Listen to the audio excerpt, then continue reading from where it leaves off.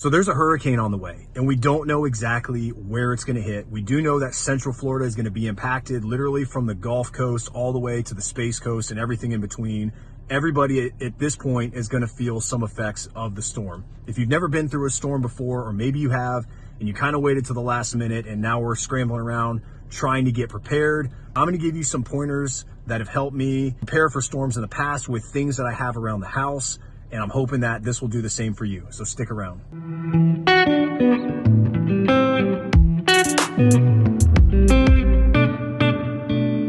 Hey, what's up, guys? Hurricane Ian is on the way right now. It's Tuesday, the 27th at 1 o'clock. Right now, actually, as of yesterday, it looked like the storm was kind of staying west, shifted west a little bit, and it was going to maybe not even really impact us that much here on the Space Coast. Central Florida was going to get some of the weather, but the Gulf was still going to be impacted. Now it's shifted southeast quite a bit.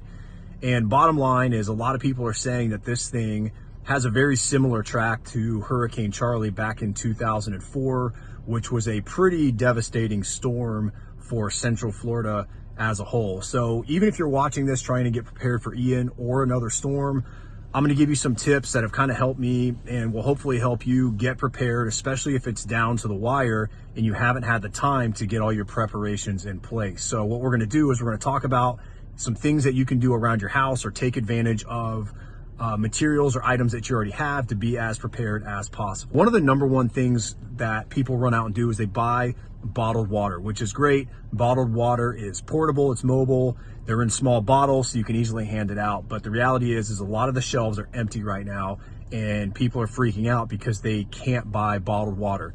The good news is at least right now, probably for the next 48 hours, you should have good potable water at your house. So essentially, any type of container that you have that will hold water, go ahead and fill it up. You can put them in the sink, the bathtub, really anything that you can do to hold potable water.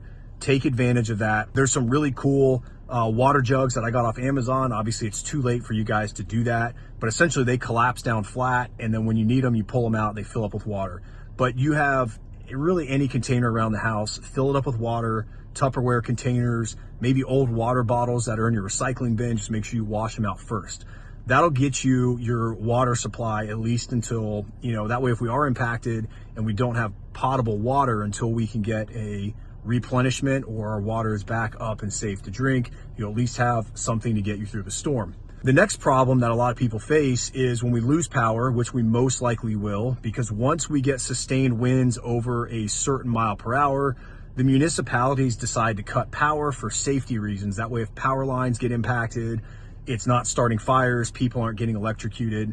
So, and until they have time to go back out and re-inspect everything, power is going to stay off. So it could be a couple hours, it could be weeks. I remember in Hurricane Charlie, I was living in downtown Orlando, and I think we were without power for almost 14 days. Now, it started coming on all around me, but my particular block, for whatever reason, it took 14 days from the time the storm came until we actually got power back. So when you lose power, really the most important thing in a situation like this is not the most important thing, we're talking about just at least getting through the hurricane, right, with somewhat of a level of comfort, is your food preservation. You don't want all of your perishable goods to go bad.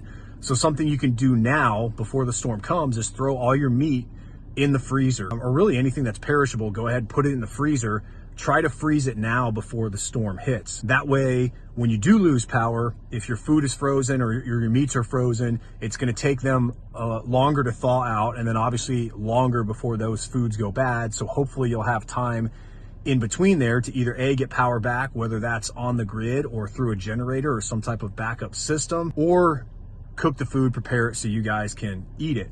Your freezer itself is actually like a massive cooler. So if you have some frozen bags, like gallon bags of water in your freezer, along with all kinds of frozen meat, as long as you leave it closed, it's going to act like an ice chest in a cooler, and it'll hold that stuff for days. I don't know how long, obviously you're going to have to check depending on your conditions, but that's one way to kind of take advantage of something that you have at home to create your own food preservation system. If you've got a cooler, which I'm sure you do, start filling it with ice now that's out of your ice maker. That way, when power does go out, you'll have a cooler full of ice. You can also transfer stuff in there to kind of help you guys out and stay comfortable. We know we're going to lose internet once the power goes out, so having a radio. I've got this, I mean, this is a transceiver. It's like but the bottom line is it's got AM frequency on it, so I can get weather radar. You can also communicate as a two-way radio. You need some way to communicate or to at least get the news until things are back up. I know with our cell phones, it makes it a lot easier. If you don't have a way to charge your phone, it dies,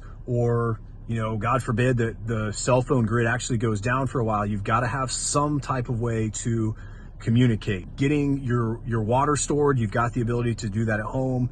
Get your food preservation in place, you've got the ability to do that with what you have at home. And hopefully you have some type of radio analog device that can get some type of AM frequency, so at least you can receive information. And if you have like a two-way transmitter, walkie-talkies, whatever, that'll help you communicate with other people. From a safety standpoint, bringing everything inside, we're going to have really high winds. We don't know how high they're going to go. We were just out this morning taking down all of our real estate signs because we don't want real estate signs flying through people's window with our phone number on it.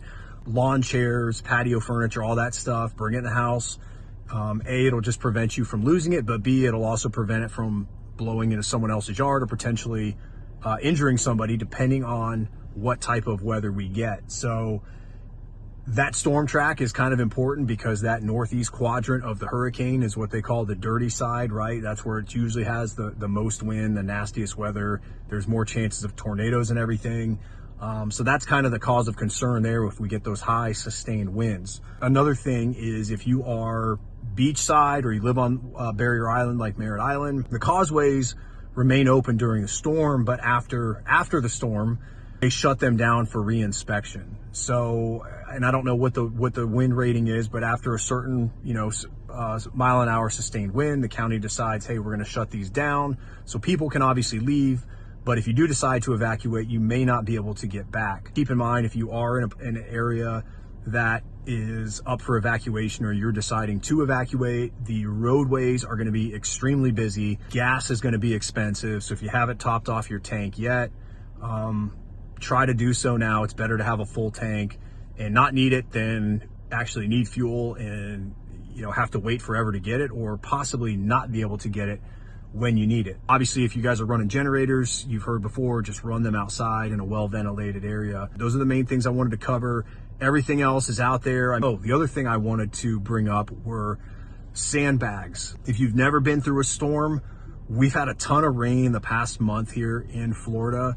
So you should have a pretty good idea on if your area is somewhat flood prone, and if so, what areas might back up. Obviously the ground is super saturated, so we know we're probably going to get more standing water than normally. And then obviously there's always the danger of storm surge. But as far as rising waters go and sandbags, a lot of municipalities are giving out sandbags.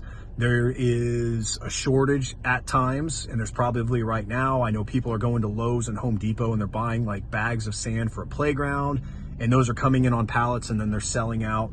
Another thing that you can do, it may not be as ideal, but if you're trying to preserve your home and you don't have access to that, but you do have garbage bags or anything else at your house that will hold material, get a shovel, go out, dig some dirt, fill those bags up. You can also use bags of mulch. So if you are planning on going to the store to buy something and you want to be able to maybe repurpose it in the future and you don't want a bunch of sand sitting around, you can actually buy bags of mulch, get the similar effect as sandbags, and then afterwards you can actually lay the mulch down.